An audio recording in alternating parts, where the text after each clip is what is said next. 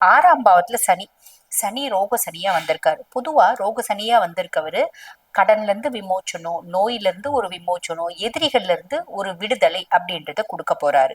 ஆனா அவர் தான் இப்ப வக்ரகதி அடைஞ்சிருக்காரேம்மா, அப்ப எங்களுக்கு அந்த மாதிரி எந்த நல்லதும் வராதே அப்படின்னா பெருசா கவலைப்படாதீங்க. காரணம் என்ன அப்படின்னா, சனி பகவான் நவம்பர் மாதம் 27ஆம் தேதி வரைக்கும் தான் வக்ரகதி அடைஞ்சிருக்காரு.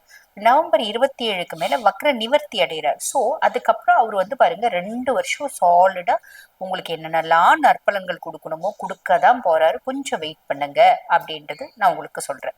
அதே மாதிரி 9ஆம் பாவம் பாக்கியஸ்தானத்துல குரு பகவான்.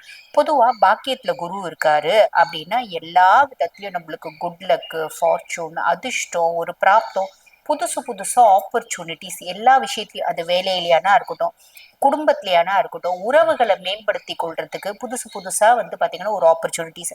நான் பாருங்க 10 வருஷத்துக்கு முன்னாடி எங்க மாமியார் மாமனார் எல்லாரும் விட்டு பிரிஞ்சு வந்துட்டேன், நாத்தனார் எல்லாரும் விட்டு பிரிஞ்சு வந்துட்டேன்.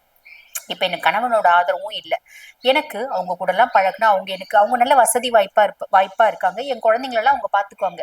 ஆனா அவங்க கூட பேசுறதுக்கு வழியும் வாய்ப்பும் ஏற்படலையே அப்படின்னா யோசிச்சிருந்தீங்க அப்படின்னா இந்த ஒரு வருஷம் பாருங்க சாலிட்டா குரு பகவான் அந்த மாதிரி நம்ம இழந்த சொந்தங்களை நம்மளோட இணைக்கிறதுக்கான ஆப்பர்ச்சுனிட்டி, வேலையில இழந்த வேலையை நம்மளுக்கு புதுசா புதுப்பிக்கிறதுக்கான ஆப்பர்ச்சுனிட்டி, நம்ம செஞ்ச தப்புல இருந்து நம்ம திருத்திக்கிறதுக்கான ஆப்பர்ச்சுனிட்டி, இப்படி ஏகப்பட்ட ஆப்பர்ச்சுனிட்டியை கொடுத்து பாக்கியங்கள் அது மூலியம் நம்மளுக்கு லக்கு, அதிர்ஷ்டம், ஒரு நல்ல விஷயம், நல்ல செய்தி அப்படின்றதெல்லாம் கொடுக்க தான் போறார். கவலைப்பட வேண்டிய அவசியம் இல்லை. ஸோ இது ஒரு பெரிய பிளஸ்.